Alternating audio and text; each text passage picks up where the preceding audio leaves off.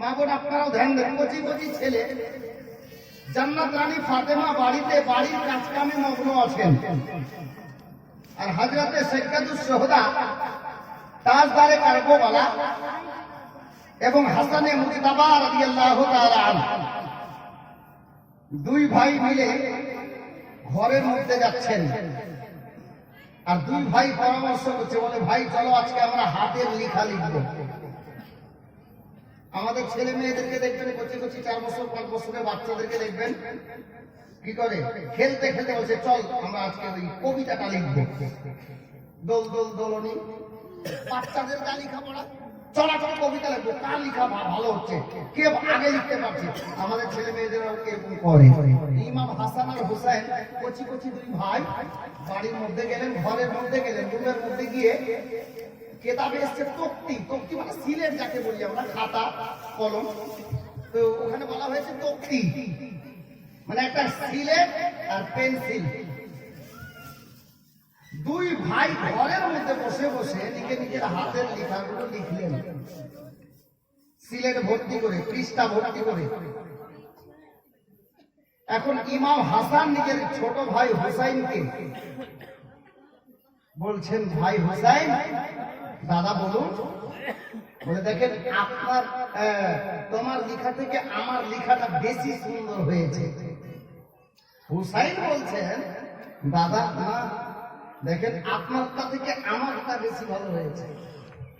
লেগে গেল না, বাচ্চা বাচ্চা লেগে গেল। ও বলছে আমারটা সুন্দর, কি বলছে আমারটা সুন্দর। এখন আমার ছেলে আপনার ছেলে যদি হতো, আমাদের ছেলে মেয়ে হতো, তাহলে কিন্তু অনেক সময় দেখা যাবে যে কথা বলতে বলতে হাত পা ছাড়াছাড়িও করে দিচ্ছে। ছোট ছোট বাচ্চাই না এটা আমার, না এটা আমার, এই করে ছোট ছোট বাচ্চারা একটু মানে হাত পা ছাড়াছাড়ি করে দেয়। ও বলছে আমারটা হলো, এই যদি না মানে দেবো দিল একদিন মানবিটা থেকে আমার ভালো আছে। এরকম হয় অনেক সময়, কিন্তু আল্লাহু আকবার, এটা তো আমাদের ছেলে মেয়েদের মতো ছেলে মেয়ে নয়, আমাদের ছেলেদের মতো ছেলে নয়। আমার মা ফাতেমার নূরে নাজার নামাসায়ে রাসূল, মাওলা আলীর নয়নের পুতুল, আমার হাসনাইন কারিমাইন দুই ভাই ঘরের মধ্যে। বাবা উনি বলছেন আমারটা ভালো, ইনি বলছেন আমারটা ভালো। এখন হাসান আর হোসেন বলছেন, বলতে বলতে যখন কেউ কারো মানতে পারছেন না, তখন দুই ভাই বলছেন, ভাই রে কি হলো দাদা? বলে দেখো আমরা ঝগড়া করব না, তর্কের মধ্যে যাব না। বলে তাহলে কি করবে দাদা? বলে চলো আমরা একটা আদালতে যাব, একটা আমরা নিজের আম্মা জানের দরবারে যাব রে। আমার আম্মা জানকে গিয়ে বলবো, আম্মা গো আজকে আপনার দুই ছেলে নিজের হাতে লেখাটা লিখেছে, আপনি লেখাগুলো দেখে ফয়সালা করে দেন। আপনার বড় বেটা হাসানের লেখা ভালো হয়েছে না হুসাইনের হাতের লেখা ভালো হয়েছে? মাকে গিয়ে বলবো। এখান থেকে একটা পয়েন্ট আরো বেরোবে, ইকোটা একটু কম, ইকোটা শুধু ইকোটা, অন্য কিছু না। আমাদের মধ্যে কিছু বাবা আছে, কিছু মা আছে, 5টা ছেলে মেয়ে, 5 বিঘা জমি, 4টাকে দিল 3.5 বিঘা, আর একটাকে দিল 10 কাঠা। করছে না? শুনেছেন? আমি কিন্তু শুনেছি। 6টা বেটা আছে, 5টা বেটা আছে, 4টাকে দিল 3 বিঘা করে, আর একটাকে দিল 2 বিঘা। কেন রে ভাই? ওই যেটা একটাকে 2 বিঘা দিল ওটা তোমার ছেলে না? ওরও তো হক 3 বিঘারই ছিল, ওকেও সমান দিতে হবে, এটা শরীয়তের হুকুম।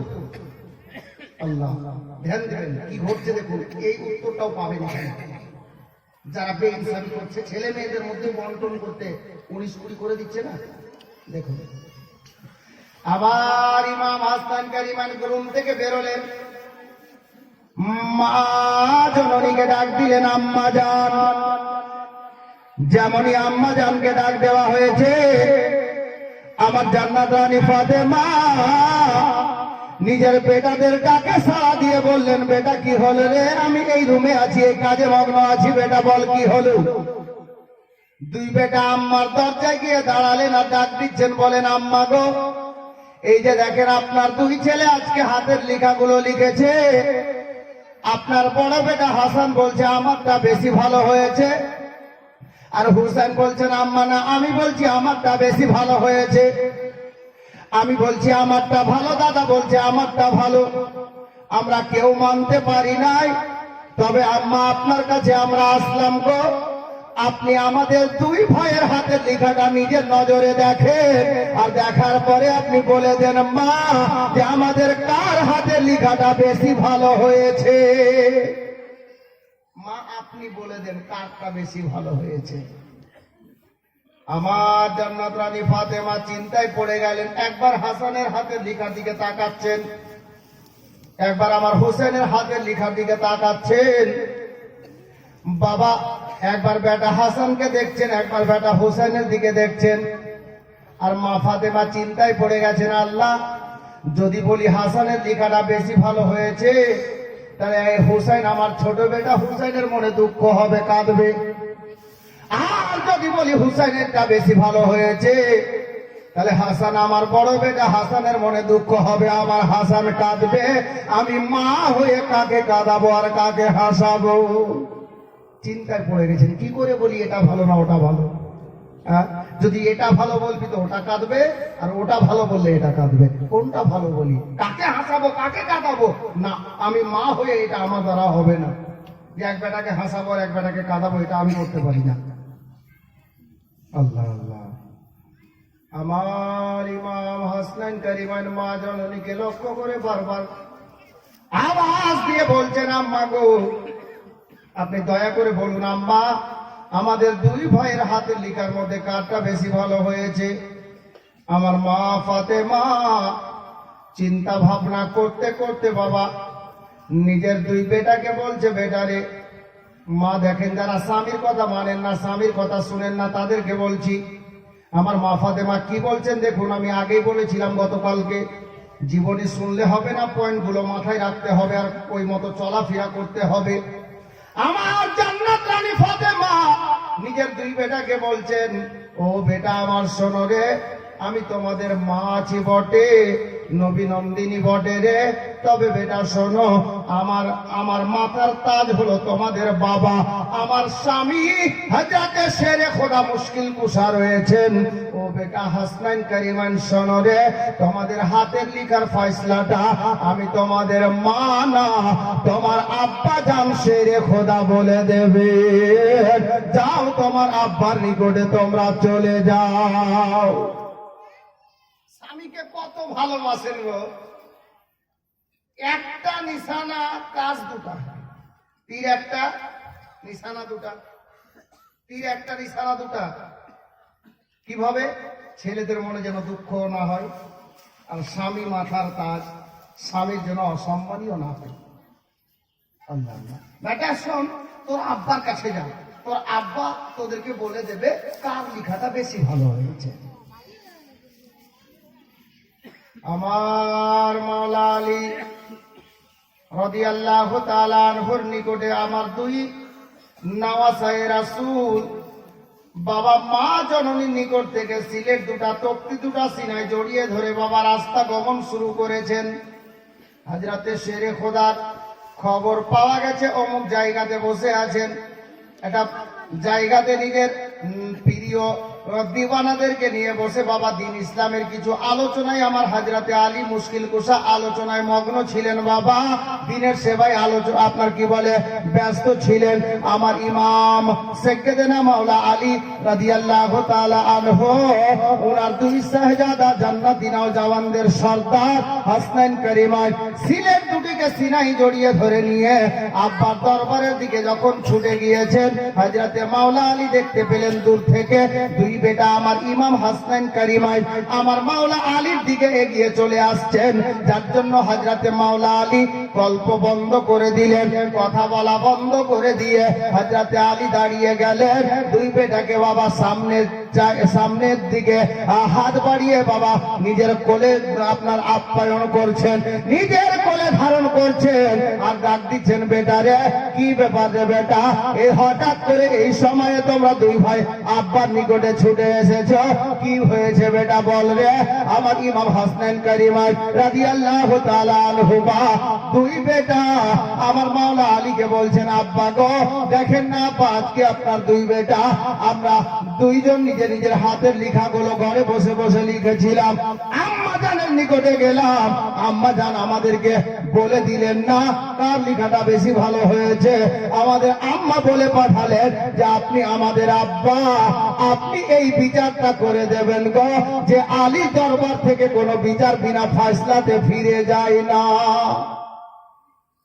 নবীর দিওয়ানা যারা আলীর সামনে বসেছিলেন ওনারাও জানছেন যে আলী এমন একটা বিচারপতি যার দরবার থেকে কোনো বিচার খালি ফিরে যায় না, একদম ফয়সালা হয়ে যায়। আর ও আবার হাদিস কোরআনের রওশনীতে ফয়সালা হয়, ইসলামিক তারিকাতে ফয়সালা হয়। এখন নবীর সাহাবী যিনারা আলীর সামনে বসেছিলেন ইনারা কিন্তু ভাবছেন কিছু, বলছেন কিছু, কি রে দেখা যাক আজকে। আমাদের এলাকাতেও এরকম হয় খানিকটা, দেখবেন মরল সর্দারের বাড়ি যদি কিছু ওই ধরনের বিচারের প্রয়োজন হয়ে যায় তো গ্রামের কিছু লোক তো বলবে যে দেখা যাক আজকে মরল নিজের বাড়ির বিচার কেমন করে।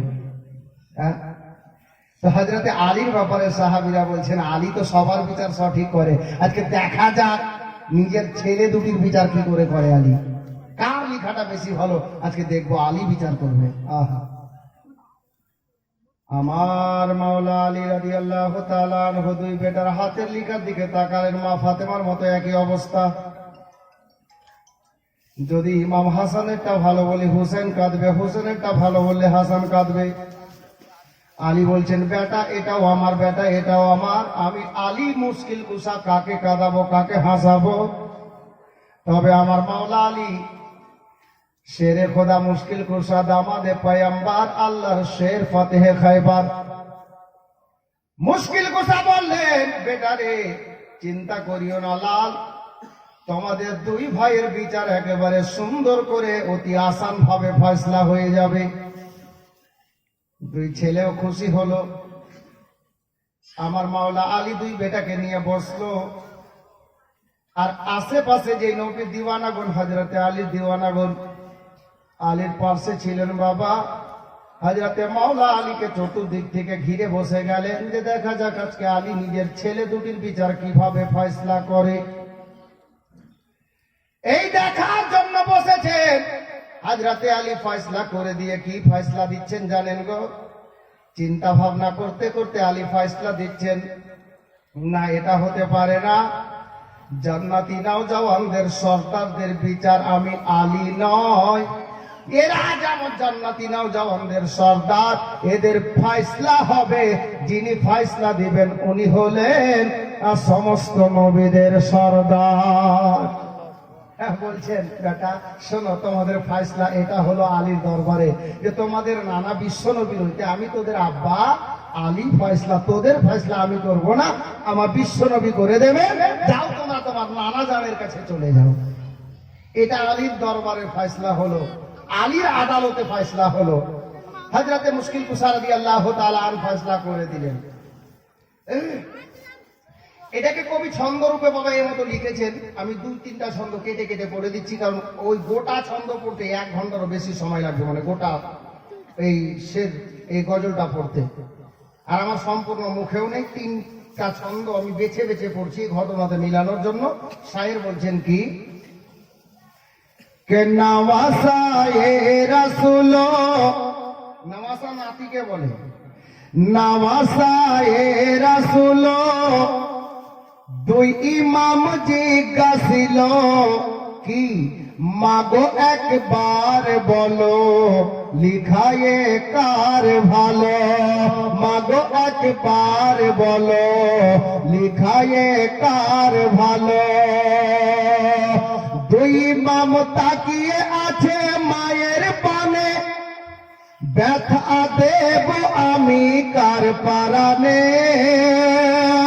দুই ইমাম তাকিয়ে আছে মায়ের পানে, ব্যথা দেব আমি কার পারানে, ও আমি কার পারানে।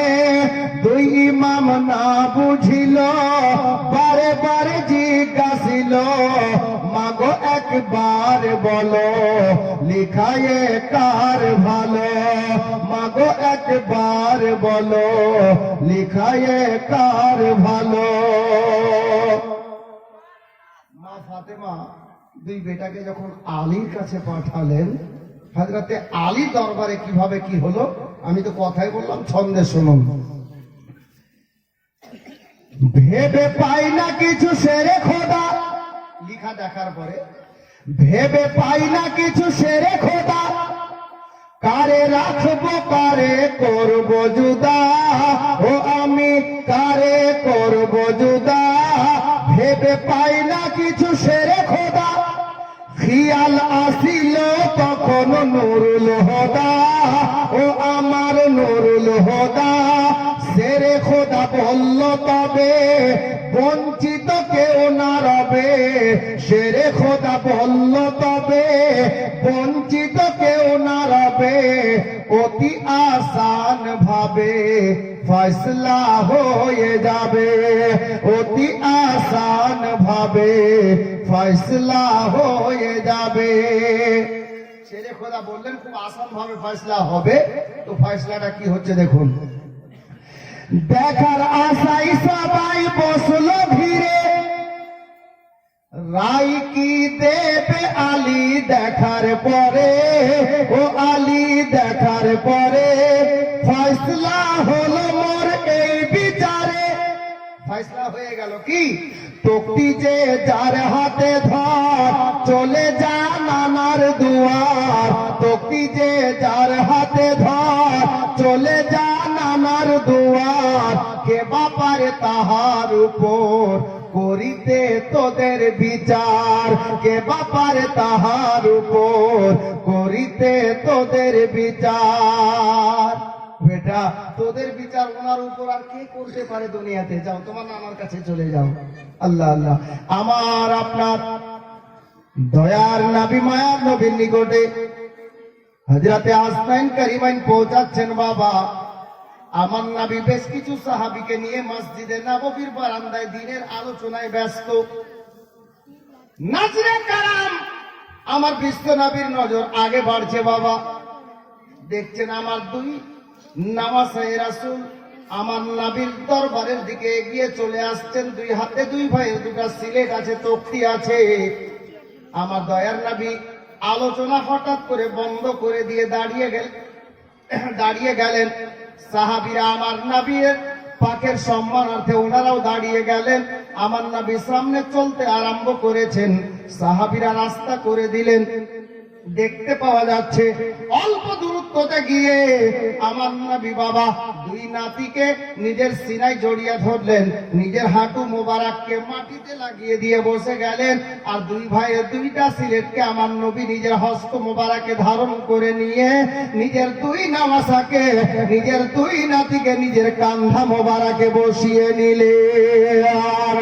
আর মুসলমান নিজের বেটাকে ভালোবাসা কার সুন্নত আমার জানা নেই, তবে আমার এই কথাটা ভালো করে জানা আছে, নিজের বেটির বেটাকে ভালোবাসা হলো আমার দয়ার নবী মায়ার নবীর সুন্নত।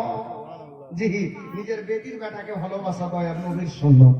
হাজরাতে গেরামি আমার নবী দুই নাতিকে কান্ধায় নিয়ে আগে বাড়ছেন, হুজরায় আয়েশার দিকে যাচ্ছেন। হযরতে সিদ্দিকে আকবর, হযরতে ফারুক আজম, আরো অনেক সাহাবী আমার নবীকে ডাক দিয়ে বলেন, ইয়া রাসূলুল্লাহ লজ্জা দিয়েন না, আমরা থাকতে আপনি আমার হাসনাইন কারিমাইনকে কাঁধায় নিয়েছেন, আপনি দয়া করে আমাদেরকে দিয়ে দেন, আমরা নিজের কাঁধাই করে মাথায় করে বসিয়ে নিয়ে হুজরা পর্যন্ত পৌঁছে দেব। আমার নবী বলেন, না আবু বকর, দরকার নেই। হযরতে ইমাম আলী মাকাম সাইয়্যিদনা সাইয়্যিদুশ শুহাদা তাজদারে কারবালাদের সাওয়ারি দেখে আল্লাহু আকবার, হযরতে সিদ্দিকে আকবর এবং সাহাবীদের মুখ থেকে বেরোচ্ছে আল্লাহ আল্লাহ, আল্লাহু আকবার, আল্লাহু আকবার কবীরা। সাওয়ারি কত সুন্দর। আমার নবী বলছেন হাসনাইন কারিমাইনের রুতবা জামানাকে বলে দিয়েছেন আমার নবী সেই দিন কি, যে এই আমার সাহাবী আবু বকর, এই উমর, এই ওসমান, এই আমার সমস্ত ভাবি শোনো, তোমরা শুধু সাওয়ারি দেখছো, সাওয়ারির উপরে যে সাওয়ার হয়ে আছে সাওয়ারটাকেও দেখো। সাওয়ারি যদি জান্নাতি, আল্লাহ আল্লাহ, সাওয়ারি যদি জান্নাতি তো আল্লাহু আকবার, সাওয়ার দুটো আছে জান্নাতি। আরে সাওয়ারি আছে নবীদের সর্দার, আর সাওয়ার দুটো আছে জান্নাতি, জান্নাতি নওজওয়ানদের সর্দার। জোরে বলেন সুবহানাল্লাহ। হাজরাতে গেরামি শুধু সাওয়ারি দেখিও না, সাওয়ারও দেখো। এই বলে হুজরায়ে আয়েশা যখন আমার নবী দুই নাতিকে নিয়ে প্রবেশ করলেন, ওদিকে আসরের নামাজের টাইম হয়ে গেল, মসজিদ আজান দিয়ে দিলেন। আমারও আপনার নবী বলছেন, নানু ভাই চলো, কথা পরে হবে, আগে আল্লাহর ইবাদত করে নি, আল্লাহর ফরজ আদায় করি। আল্লাহু আকবার। আমার নবী দুই নাতিকে সঙ্গে নিয়ে মসজিদে নববীতে প্রবেশ করছেন। মসজিদে নববীতে প্রবেশ করে আসরের নামাজ আদায় হচ্ছে। নামাজ আদায় করার পরে আমার আপনার নবী বাবা মসজিদে নববীর বাইরে আসছেন, আঙিনায় চলে আসছেন। এখানে যারা হাজী সাহেব আছেন তারা দেখে এসছেন বাবা, মসজিদে নববীর মানে বাবুস সালাম গেটের পূর্ব সাইড যেটা, মসজিদে নববী আগে যতটুকু ছিল 1400 বছর আগে, ওইটুকু বাদ দিয়ে মাঝখানে কিছুটা জায়গা একটা চৌকির মতো, চৌকির মতো বলতে দেখতে চৌকির মতো, 4টা ছাতা আছে ওখানে, নেটে দেখে নেবেন। ওই জায়গাটা এখনো ফাঁকা আছে। আমি জিজ্ঞেস করেছিলাম মদিনাতে যাওয়ার পরে যে জায়গাটা খালি কেন রাখা আছে, এটাতেও তো ছাদ দেওয়া যেত। উত্তর পেলাম এই জায়গাটা আরব সরকার, সৌদি সরকার এই জন্য ফাঁকা রেখেছে গো। আমার নবী পাক 1400 বছর আগে যে মসজিদে নববী তামির করেছিলেন, যে মসজিদে নববীটা কায়েম করেছিলেন বাবা, ওই মসজিদে নববীর চিহ্ন হলো যে 1400 বছর আগে থেকে এই পর্যন্ত এই মসজিদে নববীটা ছিল। ওই জায়গাটা এখনো খালি রাখা আছে বাবা। 4টা আপনার কি বলে ছাতা ওখানে রাখা আছে। ওই জায়গাটা যাকে মসজিদের আঙিনা বলা হয়, আমার দয়ার নবী মায়ার নবী গো মসজিদে নববীর আঙিনাতে দুই নাতিকে নিয়ে, নিজের পিয়ারা 2টা নাতিকে নিয়ে আমার দয়ার নবী মসজিদে নববীর আঙিনায় গিয়ে এবার দাঁড়িয়ে গেলেন। দুই নাতিকে কাছে ডেকে জিজ্ঞাসা করছেন, দাদু ভাই ও নানু ভাই বলো তো এই টাইমে এই অবস্থায় তোমরা দুই ভাই আমার নিকটে কিভাবে পৌঁছালে? কি দরকারে এসেছো? কি উদ্দেশ্যে এসেছো? দুই নাতি এবার নিজের কাকুতি মিনতি স্বরে আদব সহকারে আমার আপনার দয়ার নবীকে, আমার দুই হাসনাইন কারিমাইন বাবা এই মতো বলতেছিলেন। কি ওই ছন্দটা বলছিলাম শুনেন, কি বলছিলেন জানেন? কে নওয়াসা এ রাসূল, দুই ইমাম জিজ্ঞাসিল, মাগো একবার বলো লিখায়ে কার ভালো, মাগো একবার বলো লিখায়ে কার ভালো। এখন আমার নবীকে কি বলছে দুই ছেলে, নানু একটু দাঁড়ান। হুজরায়ে আয়েশায় গেলেন, আর হুজরায়ে আয়েশা থেকে বেরিয়ে ওই যে 2টি সিলেট ঘরে রাখা ছিল, ওই সিলেট 2টি নিয়ে এসে আমার নবীর নিকটে দিলেন, আর বলছেন ইয়া রাসূলুল্লাহ এই দেখুন। এই ঘটনাটা খুলে বললেন, কবি ছন্দের মাধ্যমে ওটাকে এইভাবে তো কলমে ডোগায় তুলেছেন। কি হাসনাইন কারিমাইন বলছেন, ইয়া রাসূলুল্লাহ নানা জান, আম্মা জান না বলিল, আম্মা জান বলেননি এই জন্য বলছেন, আম্মা জান না বলিল, আব্বা জান পাঠিয়ে দিল। ঠিকই তো কথা। আম্মা জান না বলিল, আব্বা জান পাঠিয়ে দিল, নানা এবার তুমি বলো লিখায়ে কার ভালো, নানা এবার তুমি বলো লিখায়ে কার ভালো। আমার নবী দুই নাতির লিখা দেখে উনিও চিন্তায় পড়ে গেলেন। হাসান বড় নাতি, হুসাইন ছোট নাতি, যদি বলি হাসানেরটা ভালো হুসাইন কাঁদবে, আর হুসাইনের ভালো তো হাসান কাঁদবে। আমি নবী, আমি দুই নাতির মধ্যে কাকে কাটাবো কাকে হাসাবো চিন্তায় পড়ে গেলে। যার জন্য শায়ের শেষ ছন্দে এই মতো লিখেছেন কি, কে যদি কয় এটা ভালো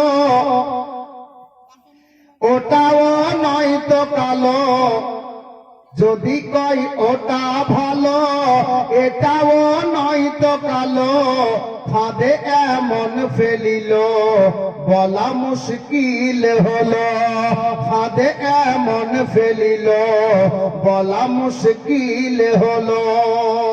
আমার নবীও চিন্তায় পড়ে গেলেন যে কিভাবে ফয়সলা করা যায়। তো আমার আল্লাহ গায়েব থেকে জিবরিল আমিনকে ডাক দিচ্ছেন, জিবরিল দেরি করিও না, জলদি যাও মদিনায়, জলদি নাজির হও। হযরতে জিবরিল আমিনকে আমার আল্লাহ গায়েব থেকে পয়গাম পাঠালেন। আর কোন রাইটার, কোন লেখক বলেছেন বেদানা, কোন রাইটার বলেছেন সেব, আপেল। এটা ঘটনা কিন্তু এক কিতাবে আরো একরকম করে লেখা আছে, ওটাও আমি কিন্তু 1 মিনিটে বলবো, কারণ যার যেটা জানা আছে ও হয়তো বলবে যে মৌলভী সাহেব এটা বললেন ওটা বললেন না, যার জন্য ওটা 1 মিনিটে বলে দেবো। কিন্তু ঘটনা ওটা হোক আর এটা হোক, উত্তরে একই আছে। জি আচ্ছা শুনেন, হযরতে জিবরিল আমিন এলেন, ইয়া রাসূলুল্লাহ, আমার নবীকে সালাম জানালেন। নবী পাককে বলছেন, ইয়া রাসূলুল্লাহ, আল্লাহর পয়গাম আপনার নিকটে হাজির হলাম। কি বলে? আমার আল্লাহ বলে পাঠালেন, এই দেখুন এই জান্নাতি ফল বেদানা কিংবা সেব, বেদানা নিয়ে এসেছি, আপনি এই সিলেট দুটিকে 2 জায়গায় রেখে দেন, আর আপনি এই ফলটাকে আসমানের দিকে ছুঁড়ে দেন। আল্লাহর নবী তাই করলেন। ওই ফলটা 2 ভাগে বিভক্ত হয়ে জমিনে আসবে, 2 সিলেটে আসবে। আল্লাহ আল্লাহ। আমার নবীকে বললেন জিবরিল আমিন যে এই বেদানা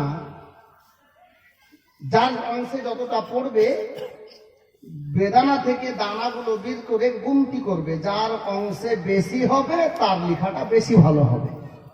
এই হলো ফয়সালা। হযরতে নবী পাক তাই করলেন।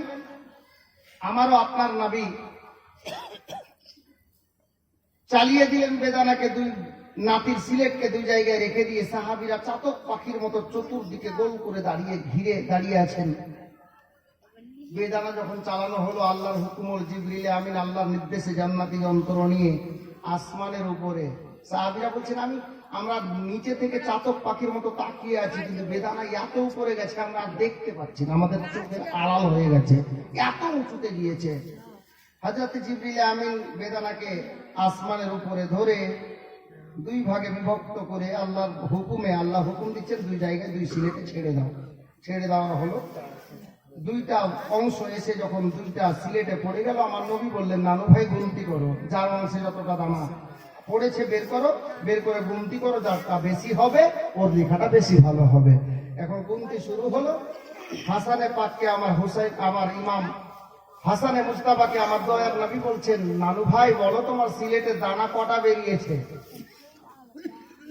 তো বুঝার ক্ষেত্রে আমি বলি, ধরে নিন 100টা। হুসাইন তোমারটাই কটা বেরিয়েছে? আমার হুসাইন একবার নানার জানের চেহারা দেখছেন, একবার বড় ভাইয়ের চেহারা দেখছেন। আমার নবী বলছেন, নানু ভাই বলো তোমার কতটা বেরিয়েছে? আমার ইমাম হুসেন বলেন, নানা জান বলার আর কিছু নেই। বলে কেন রে ভাই? বলে আমার বড় দাদা ইমাম হাসানের সিলেটে গুনতি করে যতটা দানা বেরিয়েছে, আমি হুসাইনের সিলেটেও অতটাই দানা বেরিয়েছে। আমার নবী বলে দিলেন, ভাই রে তোমাদের লেখা কাহারও খারাপ হয়নি রে, তোমাদের 2 ভাইয়ের লেখা সমান হয়েছে। ভাইয়ের লেখা সমান হয়েছে, কারো কম বেশি হয়নি। আচ্ছা আপনারা বলেন তো, ফয়সালা কে করলেন? ঘটনা তো শুনলেন, ফয়সালা কে করলেন? কে করেছে ভাই? আল্লাহ করে। বলা যাবে না আল্লাহ করেছেন কিনা? ওসিলা তো আমার নবী। ফয়সালাটা হাকিকাতে কে করলেন? আল্লাহ। আমি ওই মোল্লাদেরকে বলছি যে মোল্লারা হাসনাইন কারিমানের শানে বেয়াদবি করে। আরে যে হাসান আর হুসাইনকে কাঁদাতে মা চাইলো না, বাবা চাইলো না, দয়ার নবী চাইলেন না, আমার আল্লাহ চান না যে হাসান আর থাকুক, জোরে বলুন সুবহানাল্লাহ। যে হাসনাইন কারিমাইনের হাতের লিখার ফয়সালা খুদ খোদা করেন, ওই হাসনাইন কারিমাইনের সম্পর্কে আজকাল কিছু মোল্লা উল্টো পাল্টো শব্দ ব্যবহার করে। নাউজুবিল্লাহ। আচ্ছা, এই ঘটনাটা এক কেতাবে এই মতো